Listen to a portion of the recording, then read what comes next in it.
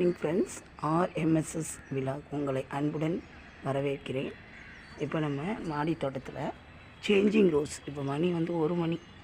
எல்லாருமே வந்து ஒயிட் கலரில் காட்டினப்போ சொன்னீங்க சேஞ்சிங் ஆனதை காட்டுங்க அப்படின்னீங்க.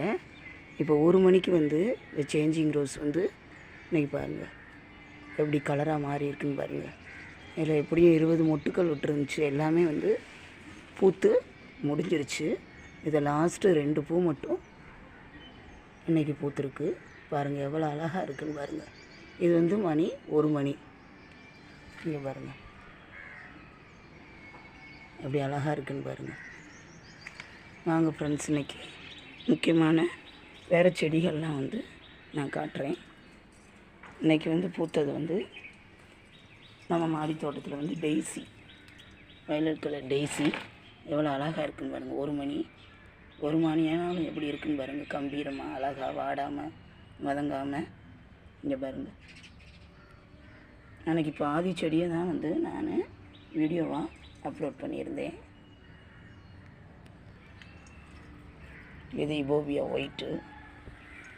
இங்கே பாருங்கள், மாடி தோட்டத்தில் பச்சை மிளகா வந்து நிறையா ஃபைட் பண்ணி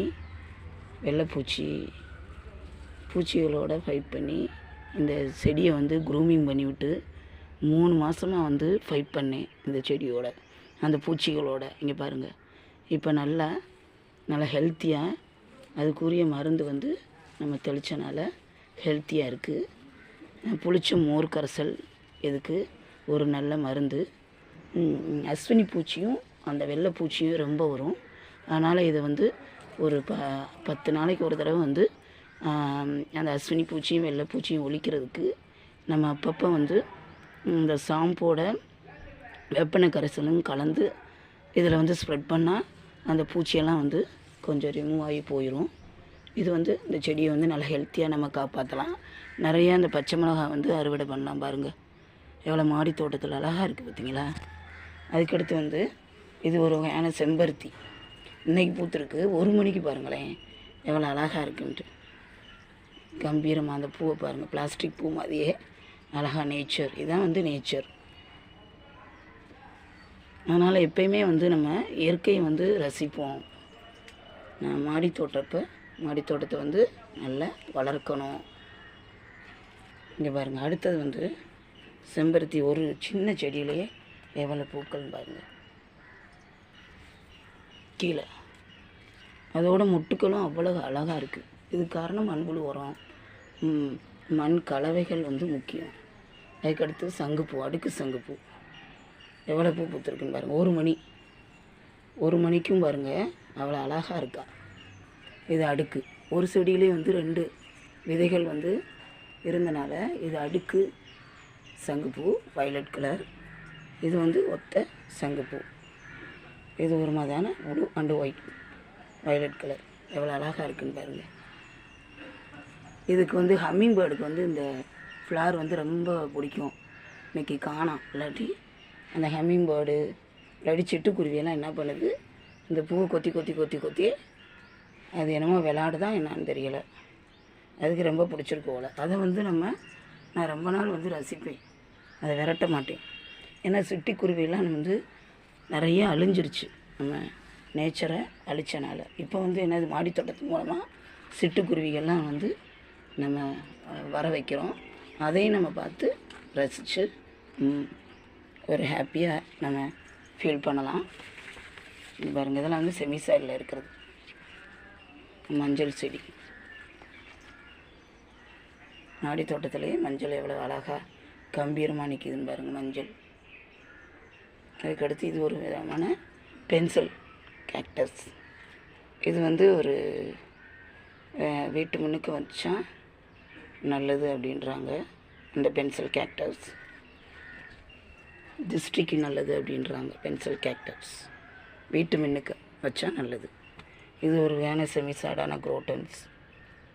இன்டோர் பிளான்ட்டும் வைக்கலாம், இன்டோர்லேயும் வைக்கலாம், அவுட்டோர்லேயும் வைக்கலாம், செமிசைடாக வைக்கணும். இதெல்லாம் வந்து பாருங்கள், கத்திரிக்காய் வந்து நான் விதை போட்டு இப்போ தான் கொஞ்சம் அப்படியே கொஞ்சம் குட்டி செடியாக வருது.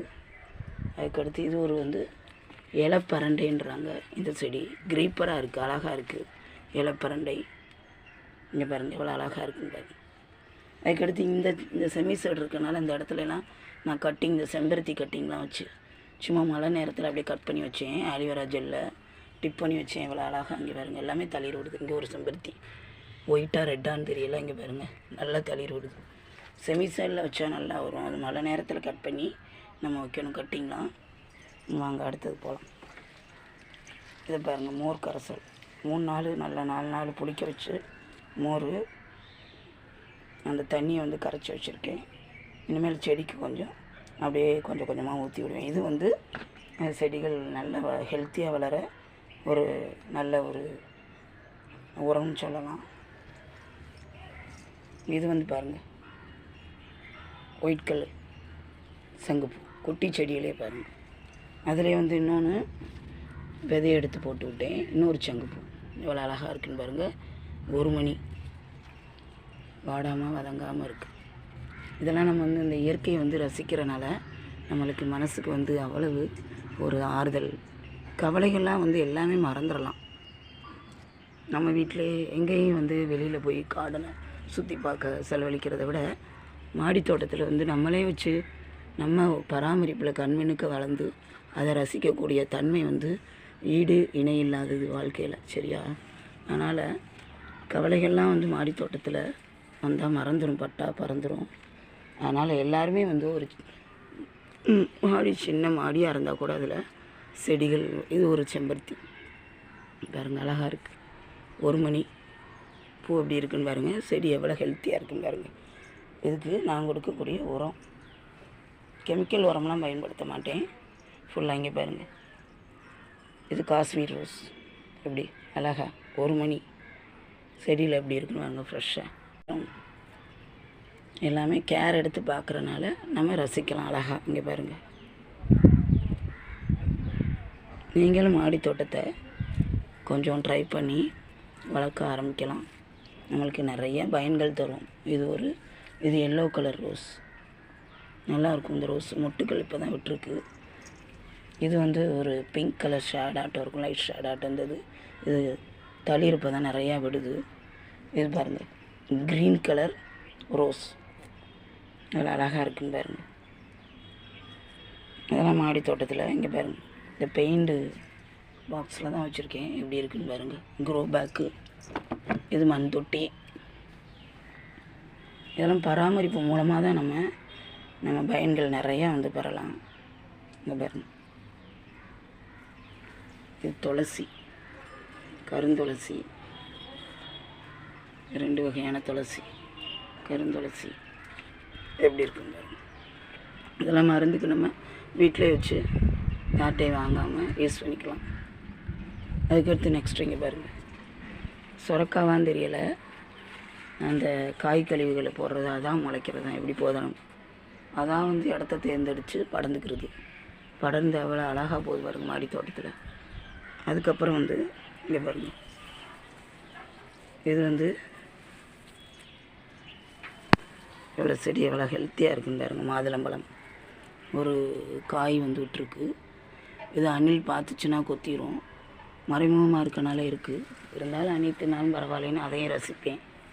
இது எப்படி ஒரு 15 காய் நல்லா அறுவடை பண்ணி மாடி தோட்டத்திலேயே 18 இன்ச்சு க்ரோ பேக் தான் பாருங்கள். இதெல்லாம் நம்ம மருந்துக்கு யூஸ் பண்ணிக்கலாம். பழங்கள் வந்து நம்ம வீட்டில் காய்ச்சி அதை பறித்து யூஸ் பண்ணுறது ஒரு சுகமே தனி சுகம்தான். பாருங்கள். நம்மளோட உழைப்பு கண்டிப்பாக இருக்கணும். கேர் எடுத்து பார்க்கணும். சில்ட்ரன்ஸ் எப்படி நம்ம கேர் எடுத்து பார்க்குறோமோ நம்ம குழந்தைகளை, அதே மாதிரி டெய்லி ஒரு 1/2 hour வந்து இதை கேர் எடுத்து பார்க்கணும். இங்கே பாருங்கள் வெண்டை. இது செகண்ட் பேஜ் வந்துக்கிட்டு இருக்குது. ஃபஸ்ட்டு பேஜில் வந்து ஒரு 1 கிலோ அறுவடை பண்ணியிருப்பேன். இது செகண்ட். அதிலிருந்து விதை எடுத்து உருவாக்குறேன் பாருங்கள். மெனக்கட்டுன்னு இது வந்து நம்ம கேர் எடுக்கணும். இங்கே பாருங்கள். இதெல்லாம் வந்து பழைய செடி காய்ச்சி முடிஞ்சிருச்சு. இப்போ கொஞ்சம் கொஞ்சம் இருக்குது வெண்டைக்காய். ஒரு 1 கிலோ வரையும் வெண்டைக்காய் வந்து அறுவடை பண்ணியிருக்கேன். இங்கே பாருங்கள். இது சிவப்பு தண்டுக்கீரை விதைக்கி விட்டுருக்கேன். நம்ம வந்து ஃபஸ்ட்டு வந்து பூக்களை வந்து ட்ரை பண்ணிவிட்டு நெக்ஸ்ட்டு வந்து நம்ம காய்களை வந்து ட்ரை பண்ணால் கொஞ்சம் நல்லாயிருக்கும். ஏன்னா அந்த இது பட்டர்ஃப்ளை, ஹம்மிங் பேர்டு, இதெல்லாம் வந்து கொஞ்சம் அதுக்கு கொஞ்சம் ஹெல்ப் பண்ணும். மகரந்த சேர்க்கையை வந்து கொஞ்சம் இன்க்ரீஸ் பண்ணும். வேறுங்க பிரண்டை, இது உருட்டு பிரண்டை. மாடி தோட்டத்துலேயும் பிரண்டையை வளர்க்கலாம்.